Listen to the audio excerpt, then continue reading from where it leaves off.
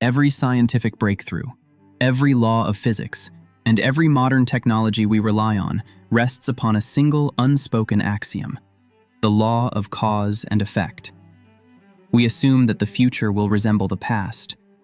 We take it for granted that when the sun rises tomorrow, it does so because of immutable, objective laws governing our universe.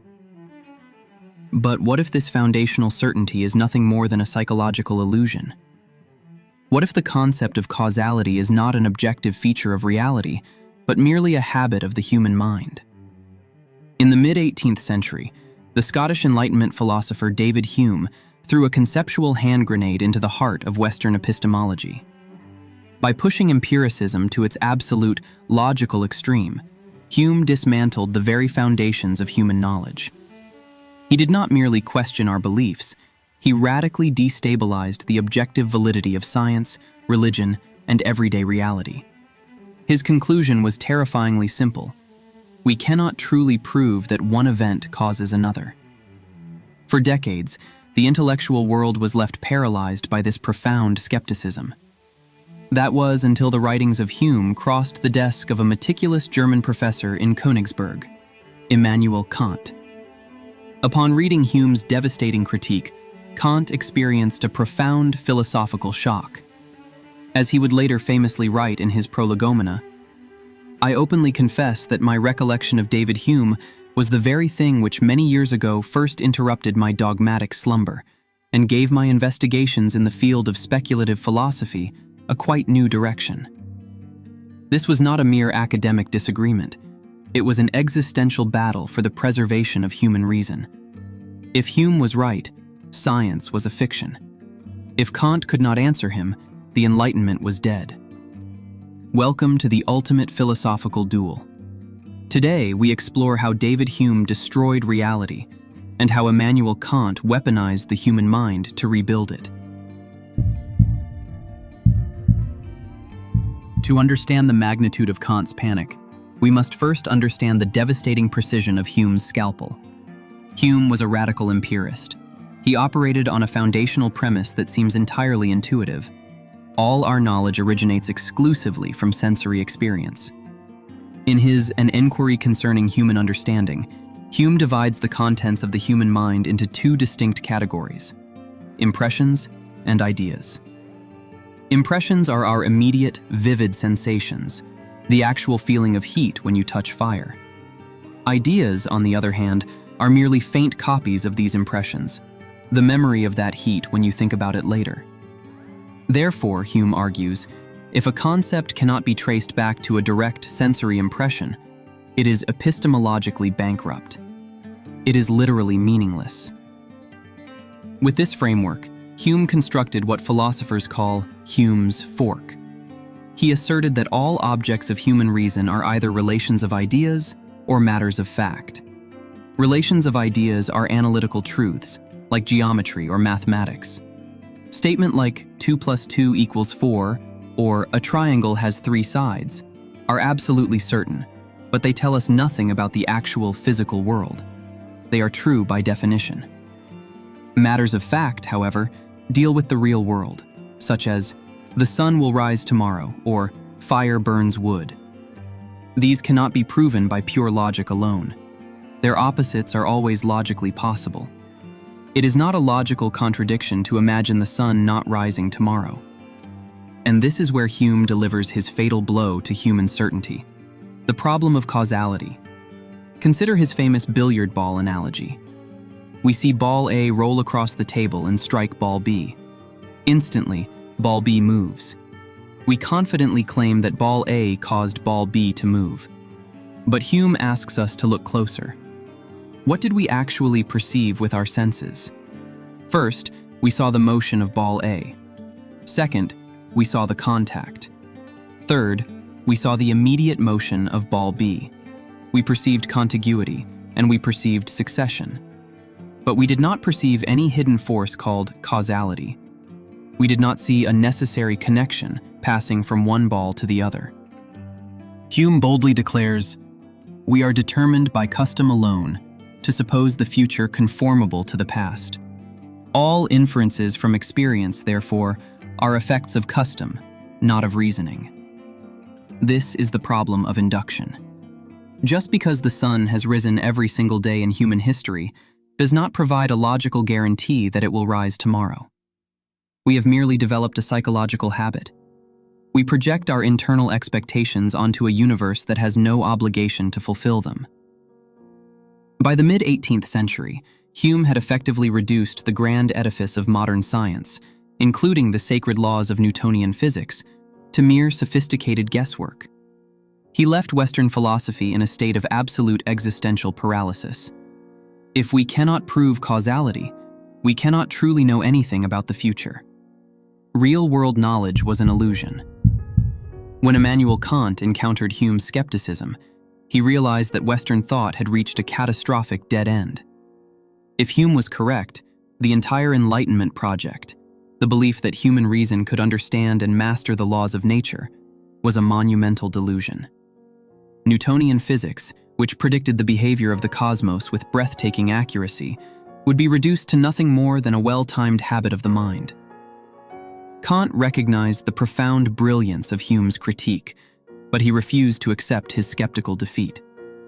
He realized that the error did not lie in human reason itself, but in a fundamental, unquestioned assumption that philosophers had made for thousands of years. The belief that our minds must passively adapt to the objects of the world. In the preface to the second edition of his magnum opus, The Critique of Pure Reason, Kant proposed a radical, breathtaking paradigm shift. He called it his Copernican Revolution in philosophy. Just as Copernicus revolutionized astronomy by demonstrating that the Earth revolves around the sun rather than the sun around the Earth, Kant revolutionized epistemology. He declared that instead of our knowledge conforming to objects, objects must conform to our knowledge. Kant famously stated, "Up to now it has been assumed that all our cognition must conform to the objects. Let us once try whether we do not get farther with the problems of metaphysics by assuming that the objects must conform to our cognition." To ground this revel-aim, Kant introduced a completely new epistemological category, resolving the ancient war between empiricism and rationalism. Before Kant, philosophers believed that all real-world knowledge, synthetic, had to come from experience, a posteriori. Kant shocked the intellectual world by arguing for the existence of the synthetic a priori, truths that tell us something meaningful about the physical world, yet are known independently of any specific experience. And what are these synthetic a priori truths? They are the very framework of reality: space, time, and causality. To understand Kant's genius, imagine that the human mind is born wearing an unremovable pair of cognitive spectacles. These glasses are programmed with 12 fundamental concepts, which Kant called the categories of understanding. Among these categories are space, time, and, crucially, causality. Hume was looking for causality out there in the physical world, in the collision of the billiard balls. But Kant revealed that causality is not a property of the world. It is a property of the mind. We do not discover cause and effect through experience.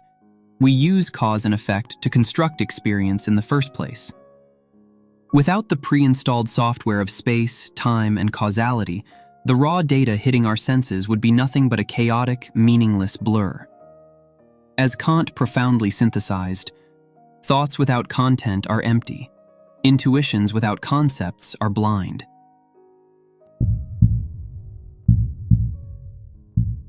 By placing the structures of reality inside the human mind, Kant had done something extraordinary.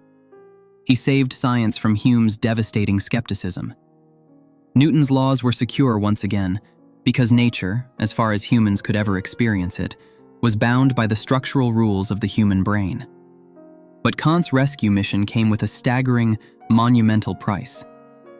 By defining how we know the world, Kant simultaneously drew an iron curtain around what we can never know. He split reality into two irreconcilable realms, the phenomenal and the noumenal. The phenomenal world is the world of appearances. It is the universe filtered through our cognitive spectacles, the world of space, time, and causality. This is the only world we can ever see, touch, measure, and understand. This is the domain of science. The noumenal world, however, is the world of das Ding an sich, the thing in itself. It is reality as it exists objectively, entirely independent of our minds. It is the world with the cognitive glasses ripped off. Kant delivered a profound verdict to the history of thought. We can know phenomena with absolute mathematical certainty. But the noumena? It is forever closed to us. We are epistemologically locked inside our own minds. We can see the reflection of the sun on the water, but we can never grasp the sun as it truly is in its absolute essence. In this sense, Kant confirmed Hume's darkest suspicion while rejecting his chaos. Hume was right. We can never perceive objective causality in the external world. But Kant's genius was to realize that we don't need to. Causality is the very architect of our consciousness. As Kant elegantly summarized in his critique of speculative metaphysics, I found it necessary to deny knowledge in order to make room for faith. The duel between David Hume and Immanuel Kant fundamentally redefined what it means to be a thinking being. Hume shattered our naive assumptions, proving that our grand scientific truths rest upon psychological habits. Kant rebuilt the fortress of human reason, but left us with the haunting realization that we are prisoners of our own perception. And so, the ultimate question remains for us to contemplate. Do we inhabit an objective universe whose secrets we are slowly discovering through experience, as the empiricists believed? Or are we walking through a world built entirely by the architecture of our own minds? Whose side are you on? The radical skepticism of David Hume or the critical revolution of Immanuel Kant? Let me know your thoughts in the comments below. Don't forget to analyze the subscribe button, leave a like if you enjoyed this intellectual journey, and check out my previous video on the 5 foundational empiricist philosophers to see where this entire battle began. Thank you for watching. And until next time, keep questioning reality.